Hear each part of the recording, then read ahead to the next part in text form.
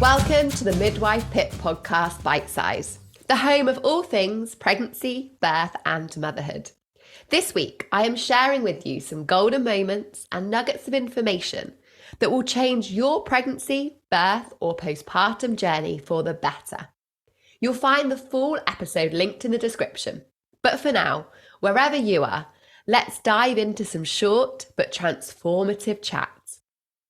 Today's clip is from episode 35 with expert Michelle Henning, chatting about ways we can improve the health of our babies during pregnancy. In this clip, we share practical, easy things you can do to reduce your child's risk of conditions like eczema, allergies, and asthma. Taken a detour away from my nutrition career when I had been working as a singer in Paris. And so I met him and I was like, I'm a singer, but I also work in nutrition. And he said, oh, what do? Prescribe carrots. I was like, what? I don't like you anymore. And it was like, I was going to say, you went on to marry him. I know, it was like, and I remember watching his face. I threw him the filthiest look and he was like, I have absolutely ruined this. Like, I have completely spoiled this moment. She's never going to speak to me again.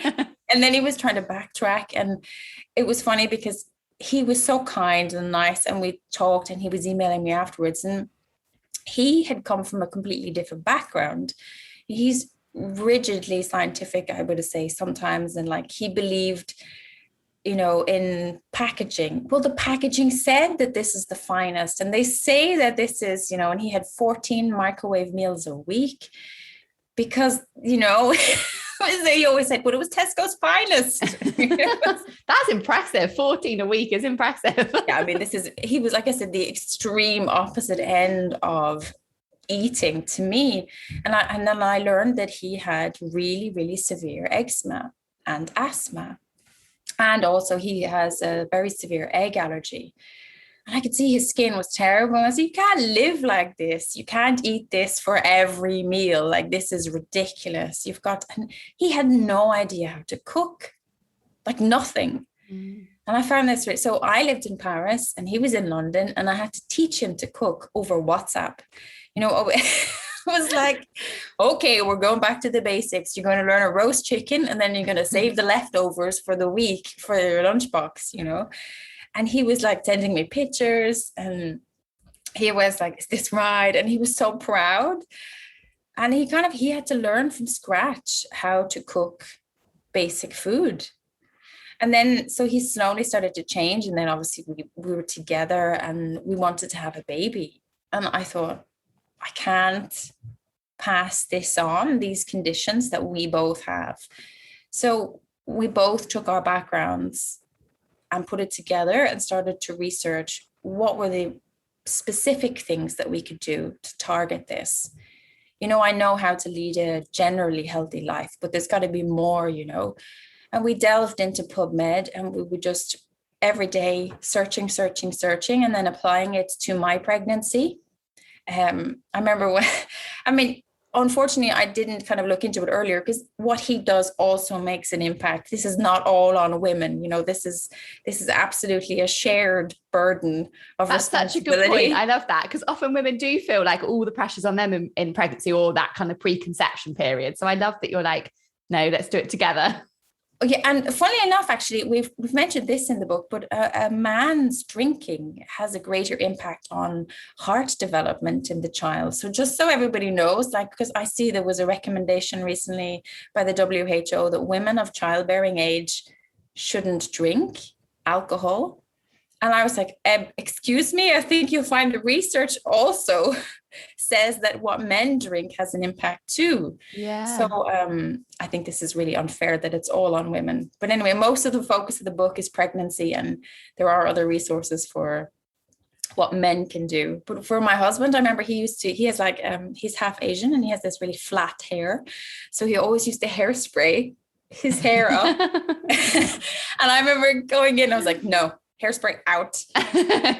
He was like, no, like it's funny. He ended up making a beeswax and coconut oil kind of hair putty. Ah. And it lasts years, just if anyone, like it does a little bit of work in the melting at the beginning, but it lasts a really long time. And he's still using it to this day, which is quite funny.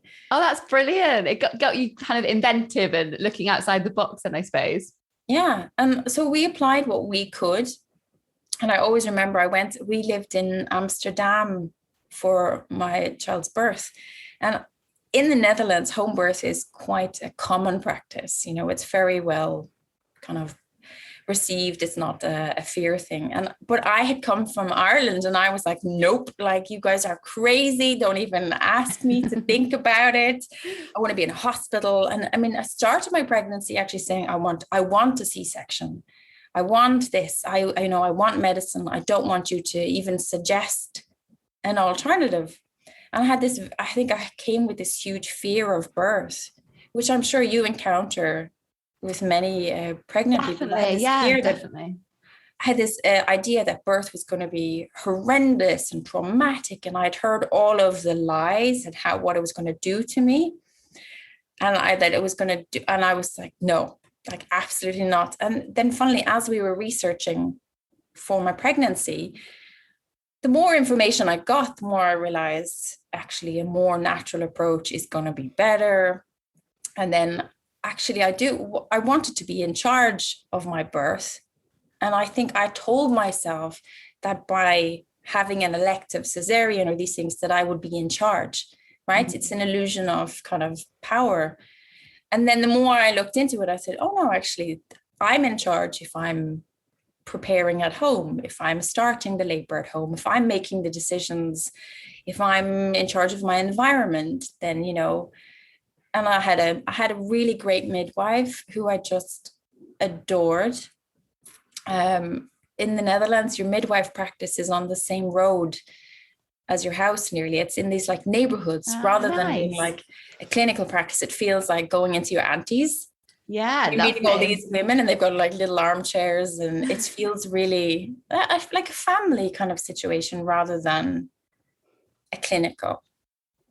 And they take amazing care when they arrive on their bikes and it just feels, I think, cozy.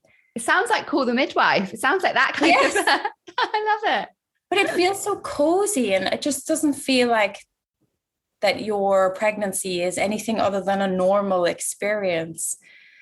And I said by the end, I was like, okay, well, we'll start at home.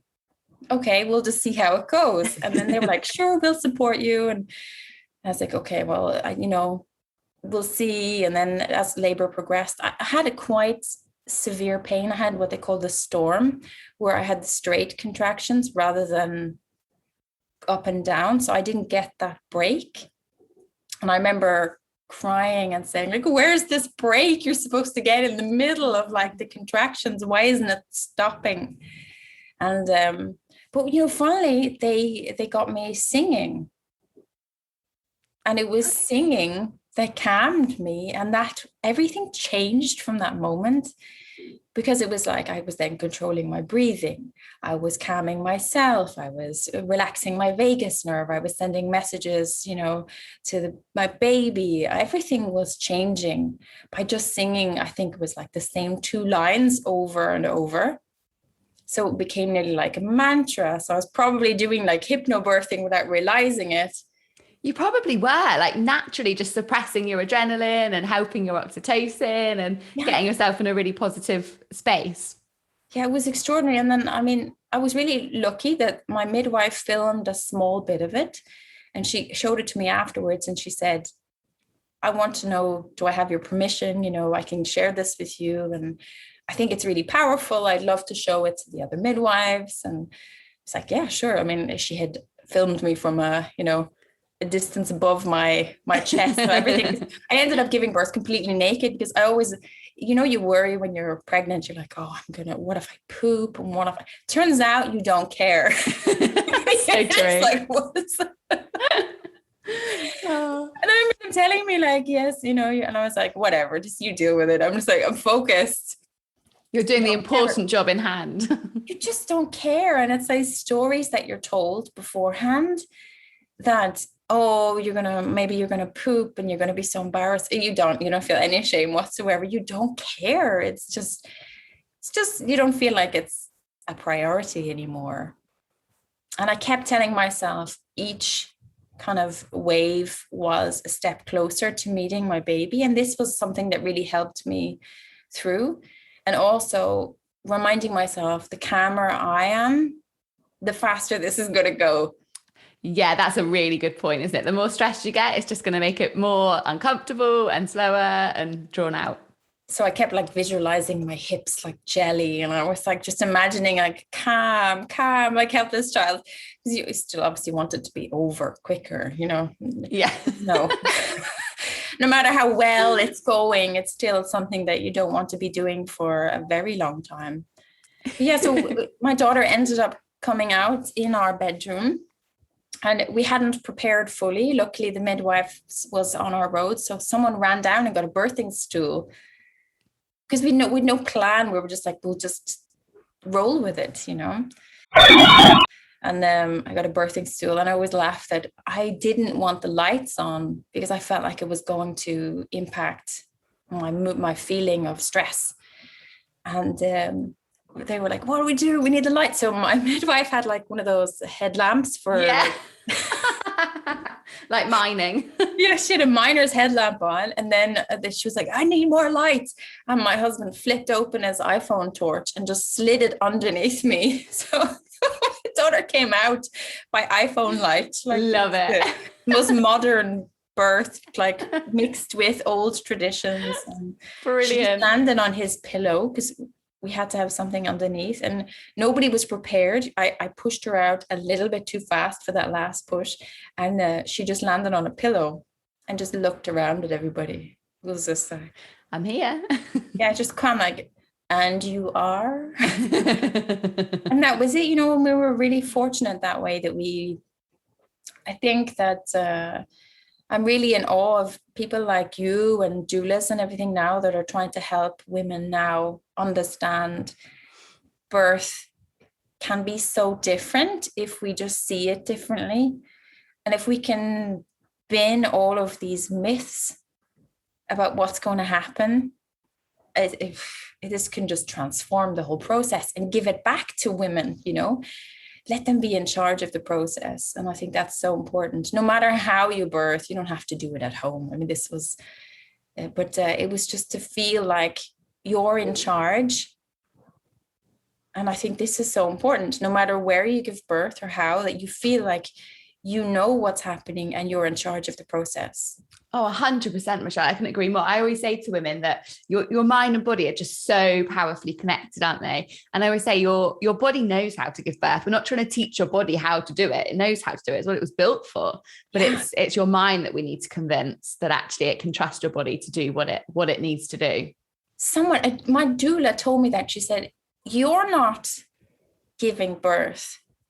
Your baby is birthing itself, and you're providing the space for it. The baby knows what it's doing. The baby's in charge. The baby's doing all the twisting and following the signals from your body. You're just providing the space as a guide, and your job is to stay calm. And and I thought, that's what I kept reminding myself, going, I'm just like facilitating her birthing, rather than thinking that I have to do something, because then it takes away this idea that what if I don't know what to do? But you don't need to. I remember it was just extraordinary. I think she was facing the wrong way. I don't remember, the technical, she was the wrong way round.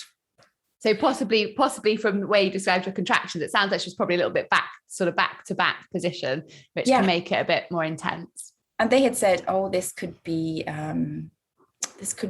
tricky because she's the wrong way. But you know what? I didn't know, and so I didn't think about it. And she just figured it out, and she did enough twists to get herself out. And because I stay calm, she stayed calm. I hope you enjoyed this bite-sized clip. And why not go ahead and share it with others? If you want more, go back and listen to the full episode linked in the description. Before you go, please can you do one more thing?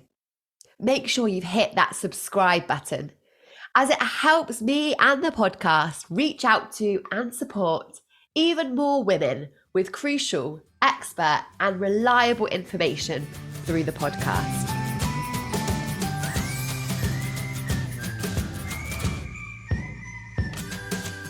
I'm Laura. I'm Lauren. And this is Go Love Yourself. She went, you're 26? I was like, size 26? Yeah. And she was like, oh, right, that makes sense. This is the show where we're learning to love ourselves a little more and taking you along with us. I grew up never seeing anybody that looked like me, and that made me feel like not part of society, like almost like not a woman, because I just never felt like I fit in. If you've got a relative that is mean about your body, Laura, what do we say to them?